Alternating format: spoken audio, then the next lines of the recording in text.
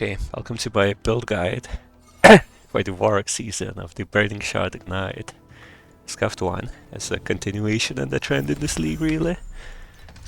So first of all, start with some gameplay, I guess. You can see what's going on. I'd say overall it has been pretty okay. I actually got to Profound on day 2, which is not bad. It was very squishy and still to some extent is. But that's probably the expectation of like majority of the builds, unless you're scaling damage through the defenses. This is just what's gonna happen. Torchlight to Infinite, you're like heavily incentivized to stack offense until Profound, because the rewards in Profound are just so much better than in base Time Arcade. A powerful opponent. Shame that they're a little dumb. But yeah, that's what it is, you know. Defenses can be built up from this point on, and I'm honestly not very sure if the way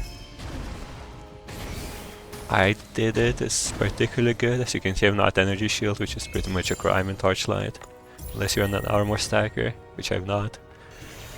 In this case it was just much cheaper for me. I'll go a bit more into detail down the line. For now, just, you know, showing some gameplay. The clear is alright. Generally, if activation medium, you don't press any buttons, you just run around. Things die, it's all good fun. I think right now I have around like 500 billion DPS, which is not too bad. I'm not entirely sure how it compares to the other builds, as I haven't been like looking at anybody else, I'll be honest. I'd say it was an alright start. I played more broken builds in the past.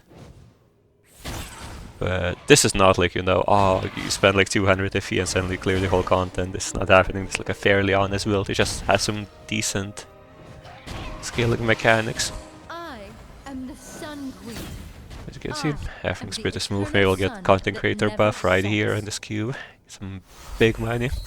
Triple space rift, triple sparks. Let's see. Or I can get exactly 0 FE. That would also be about average for this league's cube. Big. Yeah, seems 1 FE at best. Good. Okay, with that out of the way, let's talk about the build itself. So I spoke in the previous video, which I recommend watching, rather than just watching this one. I'm using Burning Shot with the Through the Fire support. This is the main thing that we're doing here. We don't need any, because we don't need any chance to ignite. So we can just completely ignore that stat. This leaves the grounds that ignite. Funny enough, that you need to use range weapon as long as, or like activation medium. As long as we have this, you can shoot this with Deceptors and it will leave the ground and do the damage just fine. The reason why this is also why this in general is pretty good, is because with this we can buy some volcanoes that reduce our chance to ignite targets. We get a lot of free ignite limit. I'm at 7 ignites right now. It'll be at 8 once I get a better belt. It's all good fun. Before I guess it's worth noting, I have Torturous Touch gloves grafted on my chest, which is why I'm normal ignite. Before all this, I was just playing Repurification from the Warlock tree, from Psychic tree, my bad. And in that case, I was not using the Kismet. In that case, you would rather use Ashes, I think, the Kismet. But I haven't using any. I would recommend, if you're starting, just click Repurification on Deceptors instead of reaping duration. You get ignite duration and you're chilling.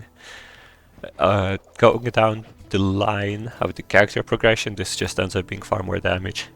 But before that, Repurification is completely fine. I got into Profound free Purification. I can even show you what I used. Kinda miss those boots, I'm not going to lie. These were my boots before. I think the Witch Doctor's herb was around 10 FE, so I just grafted it twice on random boots, get good restoration, good damage. Not yet. Kinda miss it because now my compound source is much worse, but you know, it is what it is. So the key points you need to know is get the support. I don't think it's particularly expensive. 8 FE to get started. You want to get base ignite on the weapons. You want to get all the resources and Repurification. That's all that matters. Resources, you should get it on your belt. I have not Repurification, so I don't have it.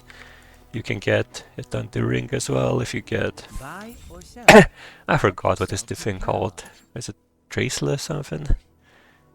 Well, let's find out. Yeah, Traceless Pain is another resource. You can run the King's Moon boots if they came down. Yeah, so you stack all these. yeah, 1 FE. So you just stack all the 3 sources. You click this, and you get some ailment duration on your pet maybe as well.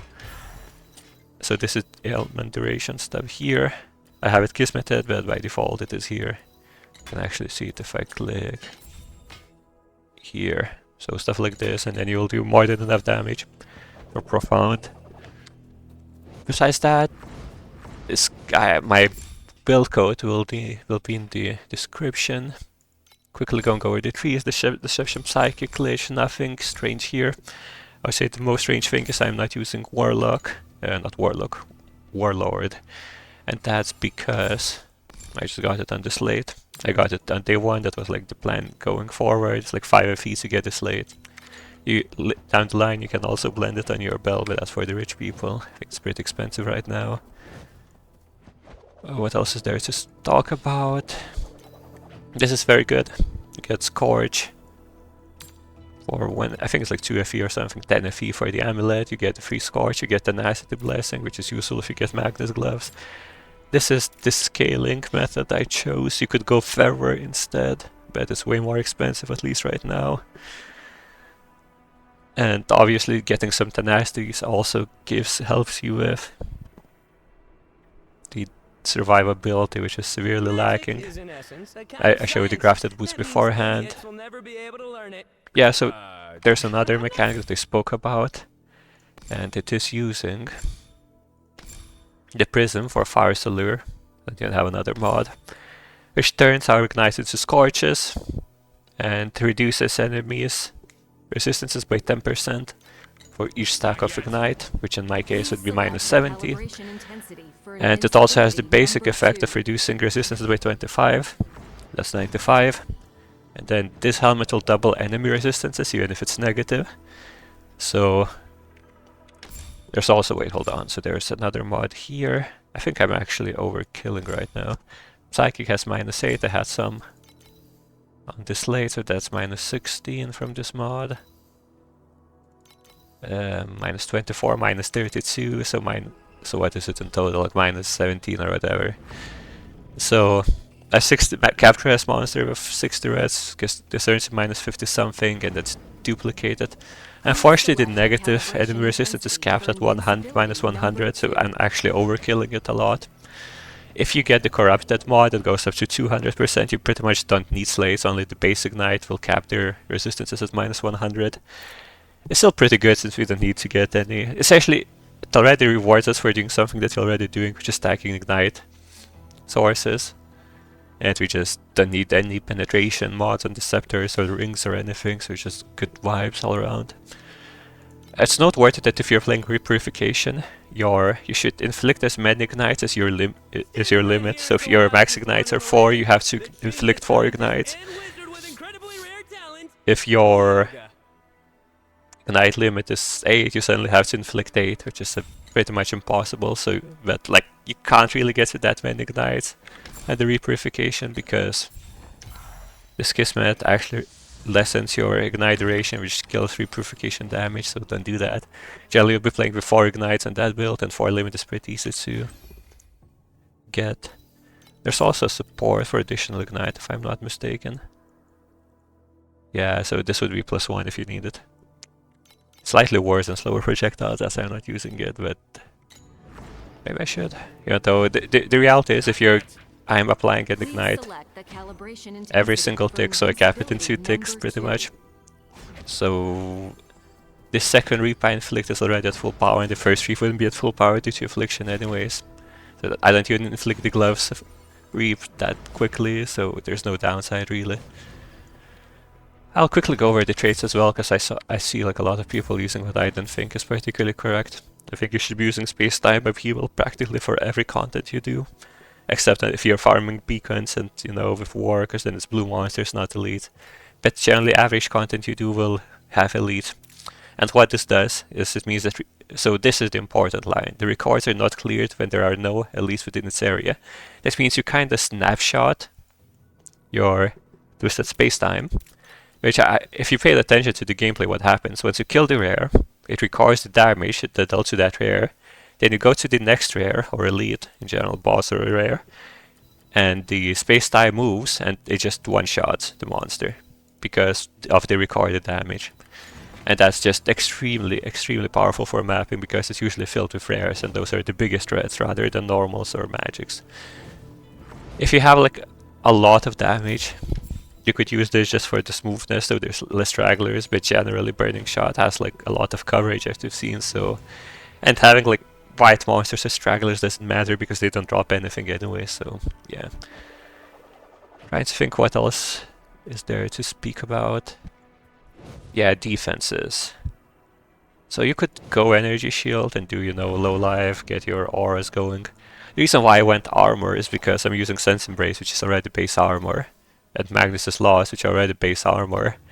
So it's like, yeah, I can get maybe a decent amount for pretty cheap. I'm stacking Tenacity Blessings as well. So for example, I think this slate gives me some armor bonus per Tenacity Blessings. So it's actually pretty easy to get like a decent amount of mitigation from armor. So I just went with that. I have evasion, some evasion from Valerius, you know, some additional dodge. It's not too bad. Going Energy Shield is totally fine. There are no issues. But it requires a bit more investment. I guess I can talk about the uniques for every slot. So obviously for the helm it's obvious. For the chest armor, before I switched to this, I used what I would recommend early game is Futile Trade-off with Dexterity. They're really cheap, just a lot of damage. You buy it for like 5 FE or whatever, and it's like 40% more damage chest. Another chest that I used a bit later down the line was Double Rainbow. Balanced defenses, you can even grab this in this final chest. Evil Heart or Double Rainbow are completely fine to grab down the line. I haven't made the decision myself, that's why I haven't crafted the second mod yet. For the gloves, so 2 scaling gloves are Ghost Slaughter or Magnus's Laws. In the early game, I used Blinding Bracers. If I'm not mistaken, if you get this corroded, they're kind of expensive. You can also get an ignite limit on them pretty early on, which is kind of cool. Going from 4 to 5 is 25% more damage, plus the blinding mod. It's really good early game. For the boots, I did not use, I used the grafted boots because King's Spoons were expensive early, but now I can use King's Spoons. I'm using Valerius now. They're very expensive. I actually bought them for cheaper, like 600 something I think. It's like pretty commonly, you know, pretty common choice. Guess we get the blur, because it's good. For the trinkets, for the rings, you can use Traceless Pains.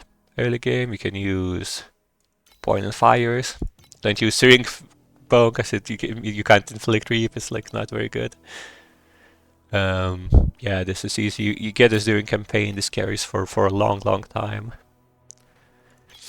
For the belts, what are we looking at? This is a fine belt to use, but generally you want to reap swords for repurification, so I would just use a rare belt with like all skills, attack skills, life on defeat, stuff like that. I think base alone is pretty cheap now. Yeah, 20 FE. Well, should be even cheaper for a lower item level. What else is there? Yeah. So the slates. Starfire for some mod is fine. The very first double slate I got was Starfire for Sacrifice. I got it for like 50 FE. And it made me die a lot, but it gave decent damage, so that's cool. I can go over like quickly over the mandatory mods. You want some minus res before you get more ignite stacks. So like roughly calculate, so enemies slow 2T mods is usually fine. And to get Magnus you want Tenacity Blessings and Tenacity Blessing Generation. I'm using that full life. There's one while you have barrier if you have like a trinket mod or something like that. There's kinetic something mod you could get this late as well, but that's a bit scuffed. You could get the necklace corruption that gives. And now you're reaching like really high levels of scuff, deal with me. But you can corrupt tenacity on the unique amulet, and then you get your free generation and retain the max blessing, so it's all good. What else was I added? Do you know what I was talking about? Yeah, the slates. I'm sorry, I'm also sick. Yeah, some blurry generation. There's already CC generation on the tree, but I just do it to make sure that it's applied. I don't really need to, so honestly, dead mod at this point. I really like the life on defeat or yes on defeat mod. It just sustains you through the mapping very well. It's also like kind of optional, especially since if you're using the pod. I'm using this slate because I just got lucky. I use some usable mods. If you were using Third Fallen Starlight, you would need like one slot expensive legendaries, like Prairies are the ones that copy whatever more Fallen. No, I don't know what they're called, but they're expensive right now. So using like a 4 slot is actually okay. You can also get a really good Might Slave. It's expensive to make it, so a bit down the line maybe. I think I will just get one of the corners and 2 of the corners maybe. No, 1 of the corners. And Fallen Starlights maybe. 2 Fallen Starlights. I don't know. I'll cut some things for like you know the usual unique setup down the line. And that's probably about it. You saw the gameplay does decent damage. I'd say it's like an okay starter. The supports are pretty cheap. Everything is pretty cheap. You know, you equip some auras and you get pretty straightforward beeline to profound free purification. And then you try to graft the chest and switch to normal reap and just stack reaping duration and max ignite limit. And that's about it. Not a particularly deep build as long as you understand like the basic mechanics of the scorch stuff you're doing. Maybe down the line I will like super math it out, I'm not sure. Because I have a bit more time for a couple more days, but after that I'll be busy until the weekend, so my gameplay time will go down. Of course, the build code, everything in the description, maybe some notes, feel free to ask the questions. I probably forgot something, you know. But it should be fine, it's not that difficult. You know, oh yeah, before you get like curse sources, like you already have one from the amulet, before you get ring you should run it on your bar. Because, well, if you are using Crossroad Walker it's very efficient because of the curse effect. If you're not using it, then whatever. For the pets I'd say the mandatory is Abyssal King Soul as usual. It just saves a lot of effort to free CDR. If you don't have it, whatever. The Reaping, well, in the end, wants 400 Reap CDR, which you can easily get on the items. Additive of Poison Tommen is the best thing you can get. For like earlier you could get Corrosion for second curse in here. You can get Chest Mob, it's kind of expensive to graft if you're going that route. So it's pretty good, but once again kind of solvable, even if in a bit difficult ways. Yeah, I don't know what else is there to say. I mean, the pay to win pets exist and they're pay to win for a reason.